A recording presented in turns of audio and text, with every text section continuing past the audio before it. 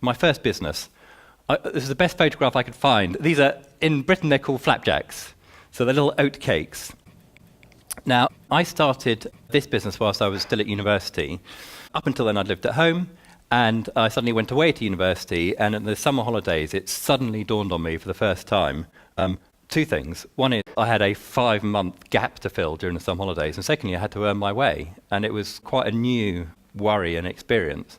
And I was bemoaning this to my friend Ben at his house over a flapjack, trying to work out what I could do, and it somehow just didn't occur to me for some strange reason. It didn't occur to me to get some kind of temporary job.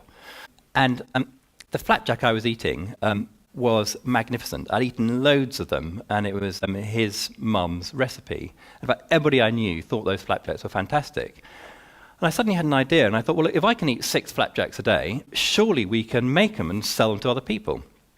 And he said, well, I don't know, why not? Let's give it a go. So we got his mum's recipe and got out a big pot and started making them.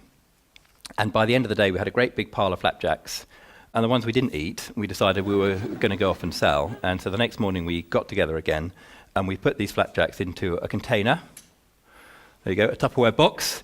Rather sort of shy and nervous and wondering what to do next. And so we wandered down the high street and found a sandwich bar. In fact, probably, if I remember, there were probably 2 sandwich bars that we were a bit frightened to go into because the bloke looked a bit frightening. So we kind of went to the 3rd sandwich bar and stood in the queue behind all the other people, feeling a bit nervous and awkward with our little Tupperware box. And when we got to the person who owned the sandwich bar, he was appalled. He didn't want to get a pitch from us about buying these ridiculous flapjacks in a Tupperware box because there's a whole queue of people behind us wanted to buy sandwiches, and that's what he was interested in. So it was a bit frightening, and we were sort of a bit put off, and we tried it more times, and we thought, oh dear, this is really not going to work.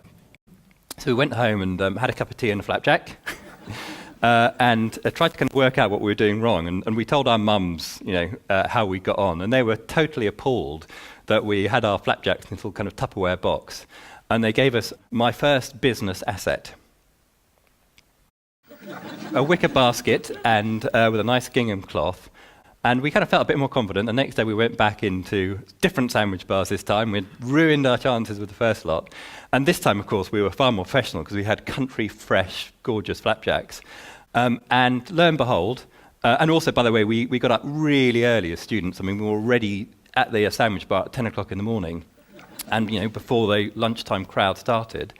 And we just seemed more credible. And we had, actually, the thing, most importantly, we had what I think still are the world's best flapjacks. I have since tasted an unbelievable amount of flapjacks, and I genuinely don't think I've tasted a flapjack as good as the ones we made. And lo and behold, we got better and better at selling them, and we started developing our pitch. And eventually, we had what I think is a really powerful pitch. And we said to new sandwich bar owners, look, we deliver every week, and this time next week we'll be back. What we'd like to do, we'd like to give you a dozen flapjacks. Now, when we come back next week, if you like them, if you sold them or whatever, you can pay us for those flapjacks next week. And if for whatever reason you haven't sold them, or you liked them but you didn't sell them, you ate them yourself, whatever, don't pay us for these flapjacks. So the worst thing that can happen to you is you get a dozen of these delicious flapjacks free of charge. And in Britain, there's an expression which is no-brainer. I mean, it was just a simple thing to agree to do. And lo and behold, more and more people said, well, okay, why not?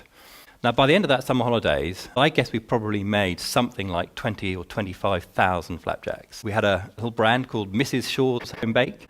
And when we look back on that experience, in fact, our cakes were selling from Brighton all the way out to Birmingham, which is probably about the bottom third of the UK.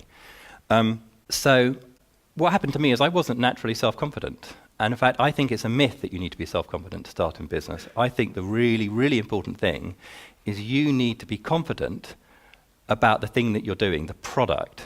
We went back to the sandwich bar the next day, not because somehow we felt that we knew what we were doing, but because when we went back to have our tea and flapjack, we just thought, this is so delicious that if we get it right, people really will want to buy and eat our flapjacks. So our confidence was in the thing we were doing, and we just happened to be the people who were the shepherds. So we kind of took the steps. And bit by bit, I think that confidence rubs off on you. But what I really hope is that nobody thinks somehow they need to be really confident in themselves to push forward, because that, I don't think, is where the confidence lies. Now, my next business, well, not next, actually, wind the clock forward 20 years. The next one I want to talk about, and the next myth I want to bust, is that good entrepreneurs come up with brilliant ideas.